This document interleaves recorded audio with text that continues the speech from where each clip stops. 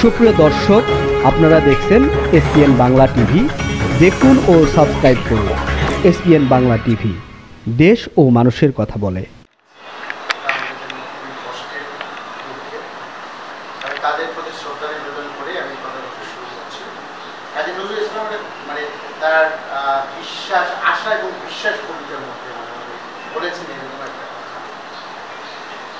চির নির্ভয় পরাজয় তার, জয়ের স্বর ঘোষিত। মানে এই যে ছাত্ররা, বাচ্চারা আমাদেরকে যে জিনিসগুলো দিয়েছে, সেখান থেকে আমরা অনেক কিছুই আমরা শিখেছি। সেটা থেকে আমি একটু আলোচনা করি। আসলে আজকের বিষয়বস্তুটা ছিল এরকম যে দূষণ মুক্ত বাংলাদেশ বিনির্মাণে আমাদের করণীয়।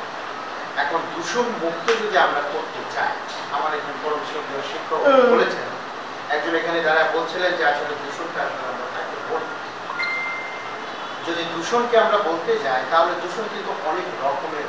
আমরা যদি পরিবেশ দূষণ বলি, সেখানে পানি দূষণ আছে, বায়ু দূষণ আছে, শব্দ দূষণ আছে, মাটি দূষণ আছে, এবং সবচেয়ে ভয়ঙ্কর দূষণ যেটা, এইবার বিশ্ব পরিবেশ দিবসের যে স্লোগান ছিল, সেই স্লোগান থেকে সবচেয়ে বেশি ভয়ঙ্কর যেটা দেখানো হয়েছে সেটা হচ্ছে প্লাস্টিক দূষণ। এবং আরো ভয়ঙ্কর বিষয় যেটা আসলে না বললেন, মানুষের সেমেন্সে এবং ভ্রূণে, বাচ্চাদের ভ্রূণের ভিতরে মাইক্রোপ্লাস্টিক, যেটা আসলে আমাদের জন্য চরমভাবে আঘাত। আজকে আগে আমরা মনে করতাম সিওপিডি, এই যে ক্রনিক ব্রঙ্কাইটিস অবস্ট্রাকটিভ যে ডিজিজটা আমাদের হয়, শুধু ওই ডিজিজ না, আজকে আমাদের স্ট্রোক, আমাদের হার্ট অ্যাটাক, এগুলোর জন্য কিন্তু আমাদের দূষণটা চাই। তো সেই বিষয়ে আমি একটু আপনাদের সাথে দুই চারটা কথা বলে আমি চলে যাবো। আপনারা যে জিনিসটা মনে করেন আর কি বলছে, সেটা হচ্ছে যে দূষণটা কখন আমরা বলি। আমরা যদি বাতাসকে দূষণ বলি, তাহলে আমরা কিভাবে দূষণটা বলছি এবং কতটা দূষণের অবস্থার মধ্যে আমরা আছি। AQI এটাকে বলা হয় এয়ার কোয়ালিটি ইন্ডেক্স। এই এয়ার কোয়ালিটি ইন্ডেক্স দিয়ে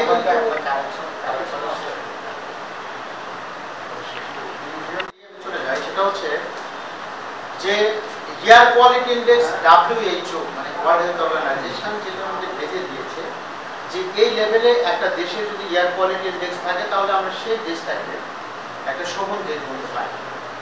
আপনারা কল্পনা করবেন না, এই বছরে এয়ার কোয়ালিটি ইন্ডেক্সের দিক থেকে ঢাকা সহ অন্যান্য শহরগুলোতে, বিশেষ করে ঢাকা শহরটা অনেক সিভিয়ার, পরে আমরা 15 গুণ বেশি PM মানে পার্টিকুলেট ম্যাটার বলে, 15 গুণ বেশি পার্টিকুলেট ম্যাটার আমাদের এই ইয়ারের মধ্যে আছে।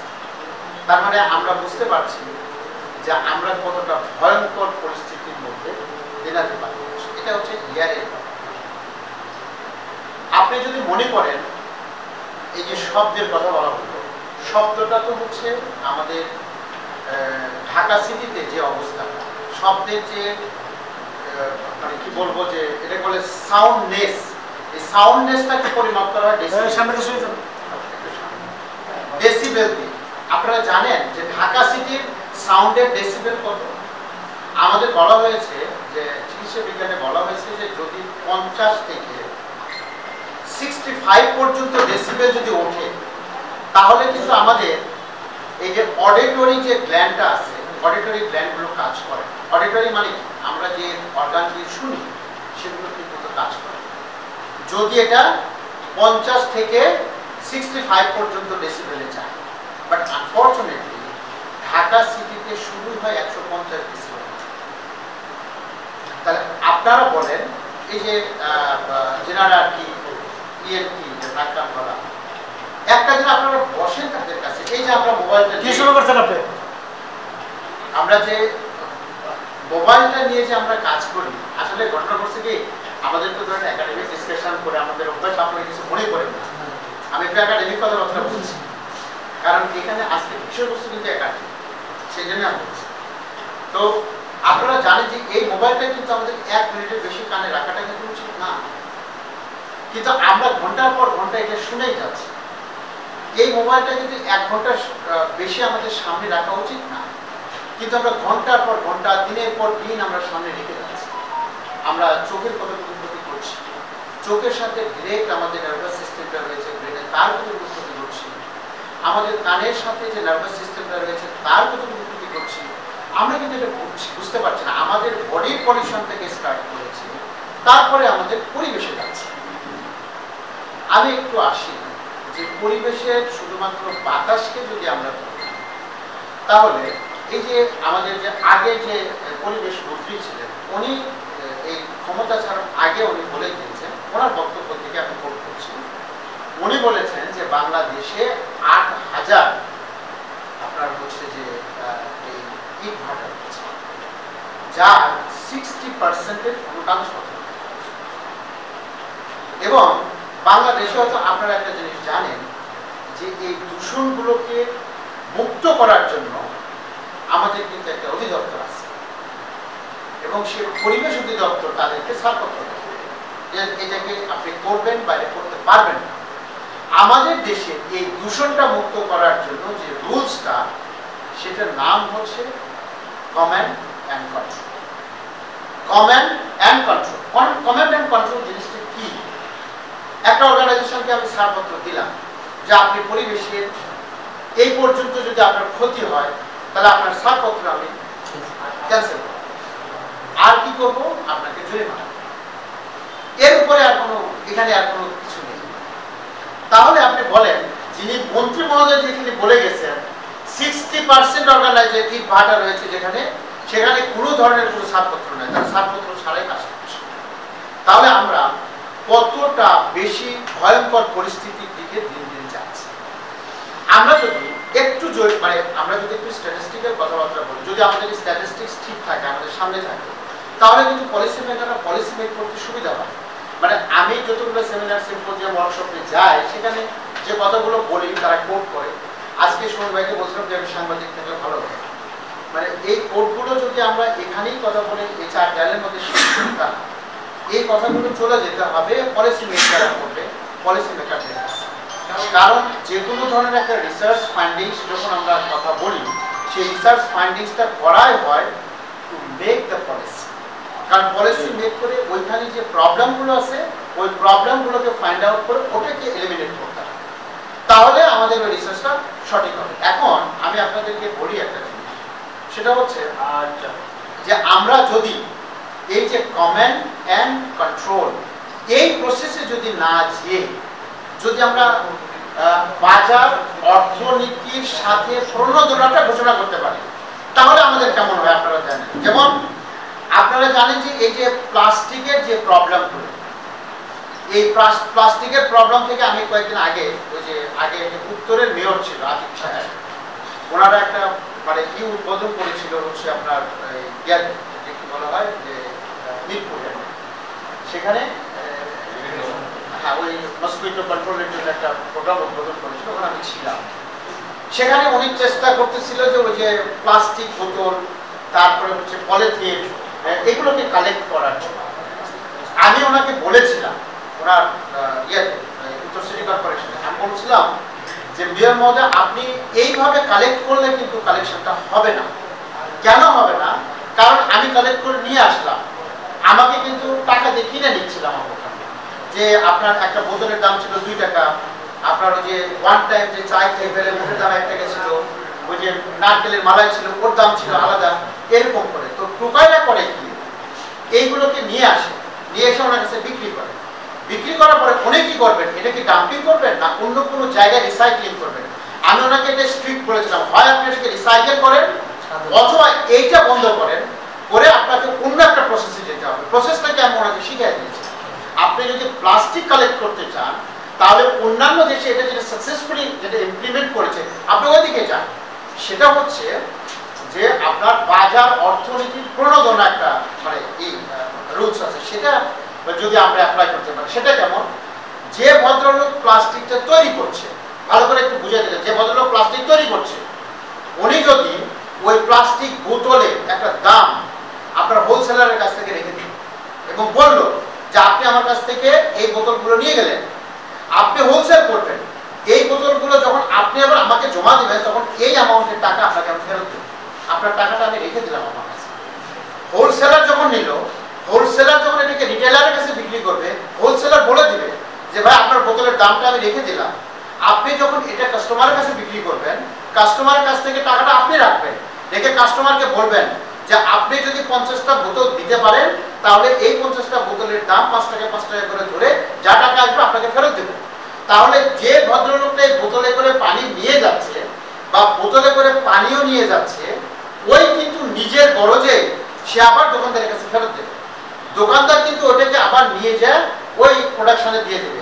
তারা যদি ওটাকে রিসাইকেল করে আবার বানায় দিতে পারে কোনো সমস্যা নেই, যদি বানাইতে না পারে তাহলে ওটাকে আবার নতুন করে তারা ইউজ করবে। তার মানে আমরা কিন্তু এই যে পরিবেশ দূষণের জন্য যে প্লাস্টিকটা ছেড়ে দিচ্ছি, এই প্লাস্টিকটা থেকে আমরা একটা জায়গা থেকে মুক্ত হতে পারি।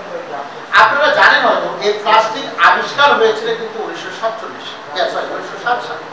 এটা আবিষ্কার হয়েছিল আপনার বেলজিয়াম, লি ব্যাকল্যান্ড নামে একজন ভদ্রলোক এই প্লাস্টিকটা আবিষ্কার করেছেন। এবং প্লাস্টিক আবিষ্কারের পরে সারা পৃথিবীতে সারা পড়ে গিয়েছিল যে প্লাস্টিকের দ্বারা আমরা প্রাকৃতিক যে সমস্ত জিনিসপত্র ব্যবহার করি সেই জিনিসপত্রের উপরে আমাদের চাপটা কমে যাবে, যার কারণে ন্যাচারাল যে বন্ডিংটা আছে এই বন্ডিংটা স্ট্রং হবে। সবাই কিন্তু তখন তাকে বাহবা দিয়েছিল। বাট আজকে কিন্তু 100 বছর পরে এই 2007, ওটা কিন্তু 1907, 2007 সালে এসে কিন্তু এইটার যে এফেক্ট আমরা বুঝতে পেরেছি যে না, এই সিনথেটিক পলিমারটা একটা ভয়ঙ্কর জিনিস। এই সিনথেটিক পলিমারের কাছ থেকে আমাদেরকে বেরিয়ে আসতে হবে। যদি এটা আমরা বেরিয়ে আসতে না পারি, আমাদের নেক্সট জেনারেশনটা কিন্তু বিকলঙ্গ হতে যাচ্ছে। আমরা যে ব্রণের ভিতরে যে মাইক্রোপ্লাস্টিক আমরা পেয়েছি, ওই মাইক্রোপ্লাস্টিক যখন ওই বাচ্চার শরীরের ভিতরে চলে যাচ্ছে, যখন গ্রোথ ডেভেলপমেন্ট হয়ে একটা পুরো মানুষের বডি তৈরি হচ্ছে, তখন কিন্তু হয় সে বিকলাঙ্গ হবে অথবা সে শরীরে ক্যান্সার নিয়ে জন্ম নেবে। তার মানে আমরা কিন্তু একটা ভয়ঙ্কর একটা জাতি আমরা যাচ্ছি।